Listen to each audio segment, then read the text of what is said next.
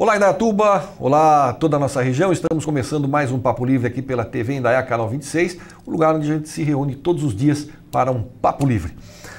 Comigo aqui, a Yara Mello, ela que é protetora de animais. Yara, obrigado pela participação no nosso programa.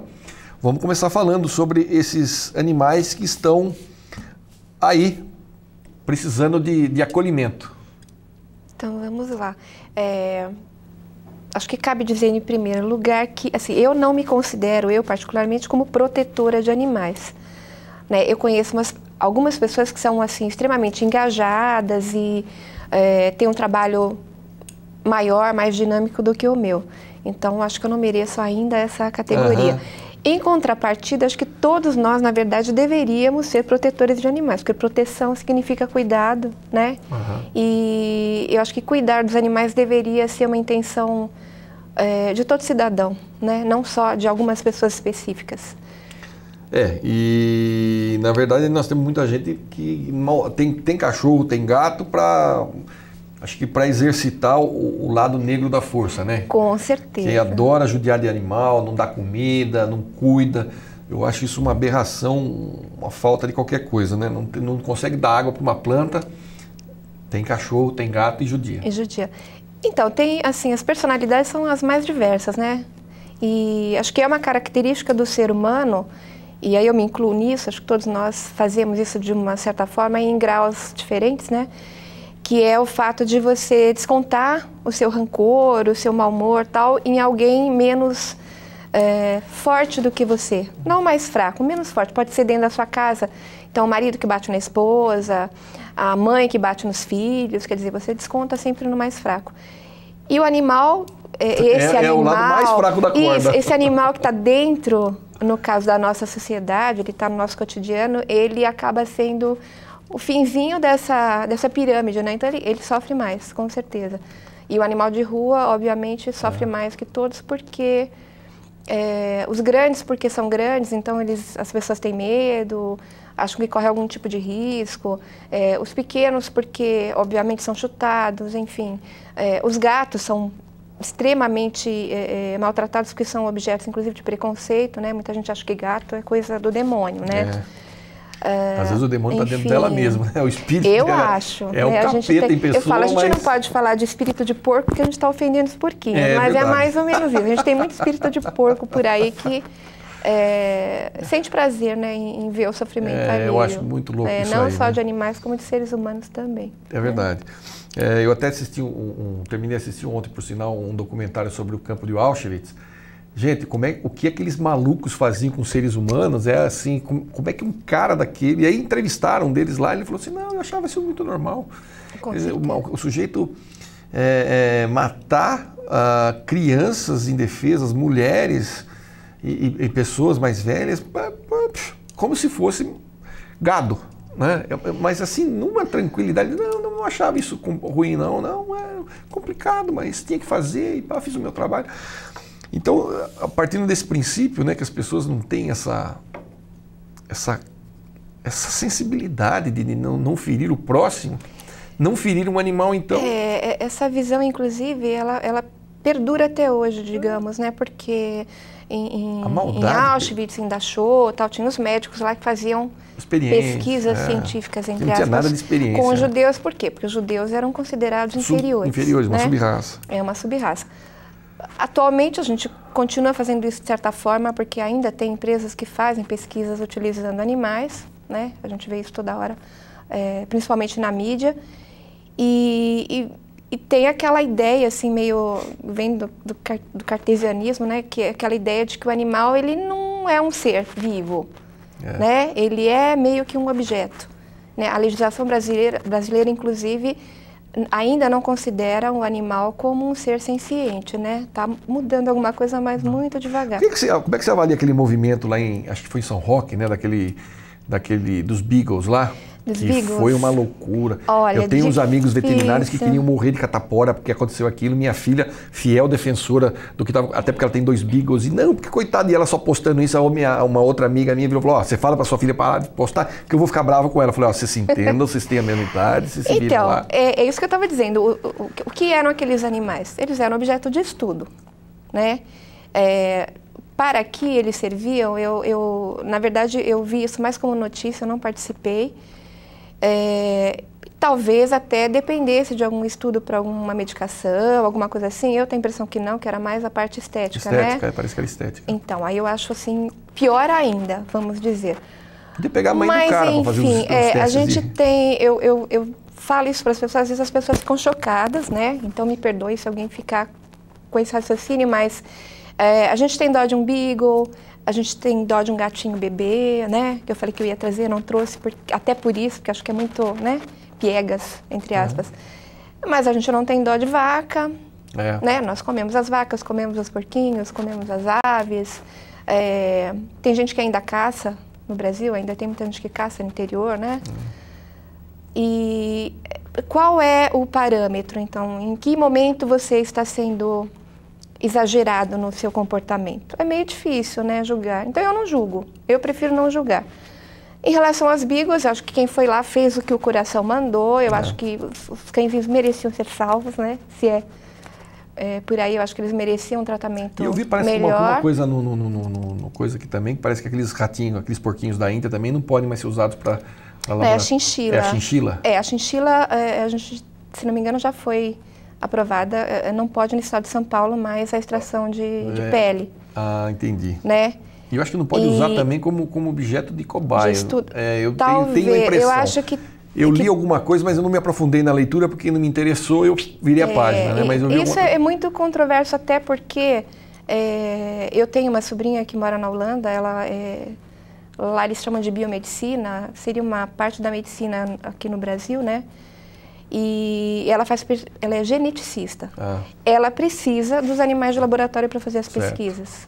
Assim, não dá para fazer isso de outra forma. E aí, aquilo que eu falei, a gente come vaca, por que você não pode usar o bichinho? Então, eu acho que eu não deveria usar nenhum. Como isso é impossível, a gente tem que ponderar até que ponto isso é certo ou errado, né? É verdade. Como é que você está avaliando esse movimento? Aqui em Indaiatuba sempre tem muito disso, de proteção aos animais. Virou um boom isso aí de proteger os animais, mas isso é mais discursivo do que prático? Não. Graças a Deus, eu até coloquei isso para vocês, né? Eu mudei para cá já faz praticamente 14 anos, né? E me encantei com a cidade inicialmente na parte... estética, né? Estética, né? Porque eu precisava mudar próximo de Campinas e adorei Indaiatuba logo de cara. Mas depois de mudar, eu fiquei encantada com o outro lado de Indaiatuba, que é o lado, eu chamo de terceiro setor, que eu sempre gostei de atuar, né, nessa área, como voluntária, e depois eu tentei também trabalhar, mas eles pagam muito pouco, não deu. E Indaiatuba tem organizações do terceiro setor para 1 milhão de finalidades, assim. Eu acho que a gente está bem coberto nessa área. E as pessoas acabam, os cidadãos, acabam colaborando muito com as ONGs aqui em Indaiatuba. E nós não temos, assim, pelo menos que eu saiba, nenhuma que seja suspeita, né? Porque a gente sempre ouve na TV, mas ONG, não, isso aí não funciona, isso aí é para roubar dinheiro, eles arrecadam e não distribuem, não fazem serviço e tal. Aqui em Indaiatuba não desconheço, tá? Nunca soube de nenhuma. A prefeitura, embora eu não tenha votado no atual prefeito, tenho minhas divergências, digamos, com ele, nesse aspecto, a prefeitura em si, ela dá apoio para as organizações aqui, né? Falta, eu diria, ONGs para essa parte específica que é a proteção animal. Então, a gente tem muita gente da proteção animal em Indaiatuba que trabalha, como eu, de forma independente, tem várias, autônomo, né? Aí que isso, né? Eu não conheço várias ONGs, né? Algumas até admiráveis, que é o tipo GAPA. Tenho muito contato com eles, eles me ajudam bastante. Você tem animais na sua casa? Tenho, vários. Eu tenho meus, assim, que foram recolhidos, mas acabaram ficando, enfim, por algum motivo ou outro. Eu tenho 6 cães e tenho 6 gatos, né? Tenho cães para adoção que estão comigo, tenho cães para adoção que estão em LT, que a gente chama que é um lar temporário. Então, é tipo, se arruma alguém que tem um espaço para esse animal até que ele seja doado. Isso às vezes demora muito tempo, né? Esses animais, eles, como são retirados da rua, normalmente eles necessitam de algum tratamento veterinário, enfim. é complexo, mas é muito gratificante, né, o resultado final. E assim como eu, tem grupos de pessoas que não são elas não juridicamente são formais, formadas, né? Isso não é uma organização formal, mas tem muitas pessoas, muitos grupos que atuam também da Indaiatuba na proteção, que acabam recolhendo esses animais de rua, né? Ainda assim tem muito animal, né? Porque eu acho que falta falta o empenho, acho que da prefeitura na parte de educação. Tá. Eu conheço aqui em Itu, ele é vereador e ele é um veterinário, ele sempre trabalhou nessa questão do cuidado dos animais de rua e na castração, para poder dar ele conseguiu convencer o prefeito na época a patrocinar o serviço de castração como sendo uma ação de saúde pública. E né? É uma ação de saúde pública. Tem muitos estudos científicos, inclusive, não só aqui no Brasil, como fora do Brasil, que comprovam que o extermínio de animais de rua, que é o que se fazia anteriormente. Alguns locais no Brasil ainda fazem, né? No centro de zoonose, não colabora com o controle de animais, né? Que a ideia do extermínio seria diminuir a população de animal de rua. Isso não acontece. Não.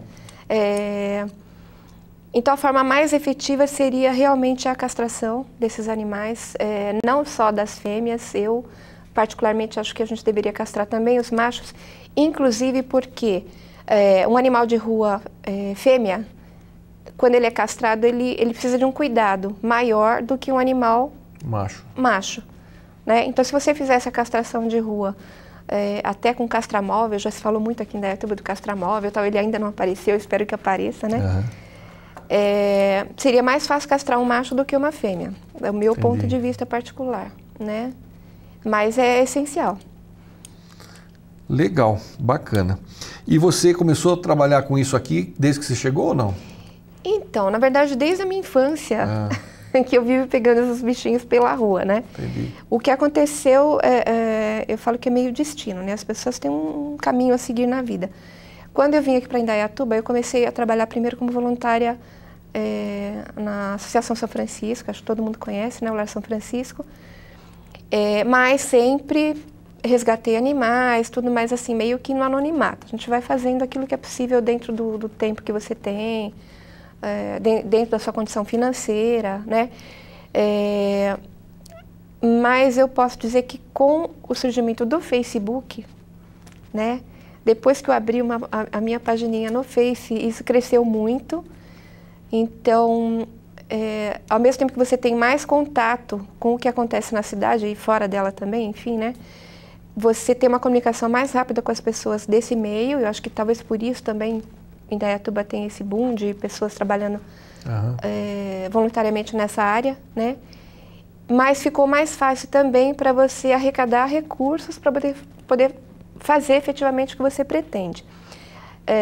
Não é suficiente ainda, né? Até porque quando você pede alguma coisa em termos financeiros, porque a gente pede dinheiro, pede ração, pede remédios, né? Isso aparece, eu não posso reclamar, eu tenho muita gente que colabora comigo. Aproveito e agradeço aqui ao vivo a todos, né, que me ajudam. E a gente vai levando, mas sempre tem muita coisa para ser feita, né? Não dá para cobrir todo esse universo de possibilidades que tem aqui em Indaiatuba. E a sua fanpage qual que é? É o www.facebook.com/... Yara Melo. Yara Melo, com 2 L's. Isso. Eu tenho uma outra página agora que eu abri para inicialmente para uns gatinhos que eu precisava cuidar lá em Itaici, que é uma senhorinha que morreu, né? A família ignorou completamente os animais lá no lugar onde eles estão. Ela não tinha filhos, não tinha marido, né? Enfim. E como eu a conhecia, eu já colaborava com ela já há uns 3 anos, eu achei que eu deveria tomar alguma atitude. Então, abri essa página para as pessoas poderem saber o que estava acontecendo em relação a isso e para poder pedir ajuda. Ficou mais fácil para mim ir colocando tudo que vai acontecendo nesta página. Então, eu acabo entrando mais nela do que na minha própria. Que é o facebook.com/... Gatinhos da Dona Noêmia. Gatinhos da Dona Noêmia. Isso. Legal, então. Yara, obrigado pela participação. Força aí e venha sempre aqui contar para a gente como é que está o trabalho.